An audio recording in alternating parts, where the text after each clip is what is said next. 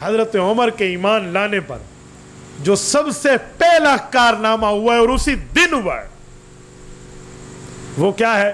بیت اللہ میں کھلے عام عبادت کرنا. یہ آج تک نہیں تھی. بیت اللہ میں کھلے عام عبادت کیا رسول اللہ جاتے تو عقبہ بن ابی معیط جیسا بوڑھا کافر رسول اللہ کے سینہ اقدس اور حضور کی گردن میں پٹکا ڈال کے کھینچنا شروع کر دیتا. رسول اللہ سر سجدے میں رکھتے تو اونٹ کا بھرا ہوا اوجر ڈال دیا جاتا. یہ سارے واقع. تو اسی لیے وہاں کی عبادت کتنے عرصے سے موقوف تھی. حضرت عمر ایمان لائے کہ کعبہ شریف چلے. کہ عمر کیسے جائیں؟ تیری قوم نہیں جانے دیتی. اب جواب ہے کہ میری قوم جانے اور میں جانوں. آپ تو چلیں نا.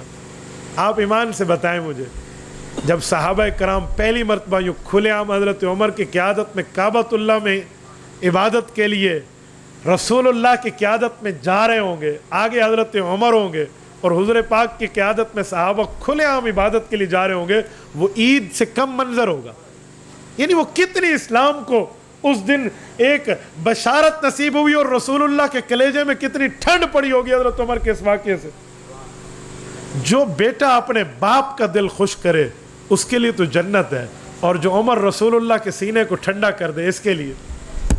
ایسے بہنوئی 10ویں نمبر پہ اور خود دوسرے نمبر پہ نہیں ہے. اچھا اتفاق ان لوگوں نے تو حضرت عمر کو بھیجا تھا جاؤ سر لے کر آؤ,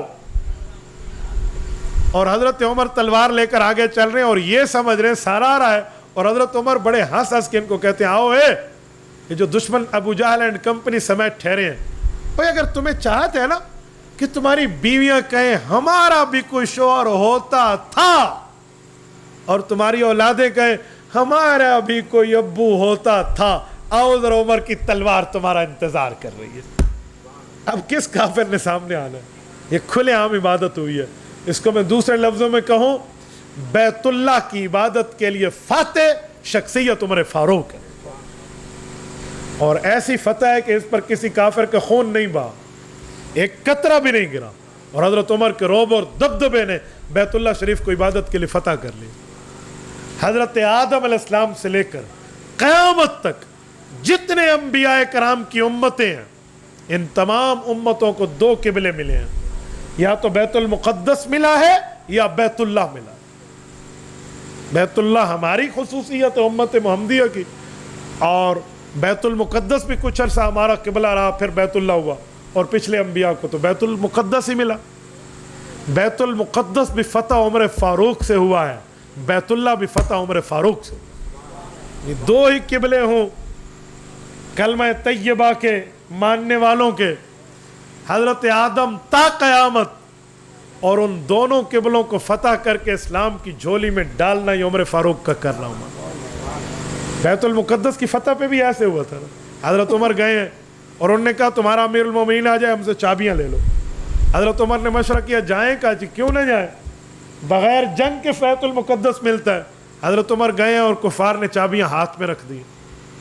وہ بھی روب اور دبدبے سے فیصلہ ہوا ہے, اور یہاں بھی یہی ہے.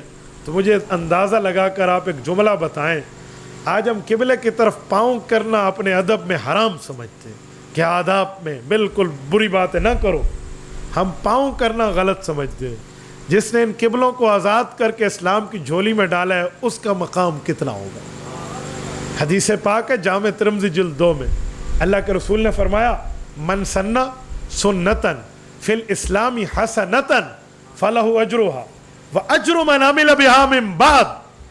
فرمایا جس شخص نے صرف نیکی نہیں کی بلکہ نیکی کی بنیاد رکھ دی تاکہ بعد والے بھی اس پہ عمل کریں, تو اللہ تعالیٰ اسے اپنا ثواب بھی دیتے ہیں, ان سب کا ثواب مجموعہ کر کے اس ایک کے کھاتے میں ڈال دیتے ہیں. عمر فاروق وہ شخص ہے ان قبلوں پر قیامت تک جو بندہ عبادت یہاں کر رہا ہے اس کو اس کا ثواب تو ملے گا, لیکن اس کا مجموعتاً ثواب عمر فاروق کے نامہ اعمال میں جاتا رہے گا. یاد رکھیں, اسی لیے کہا جاتا ہے کہ اسلام کی بنیاد پیغمبر کے صحابہ ہیں اور خلفائے راشدین اس بنیاد کی سنگ بنیاد. یہ پہلے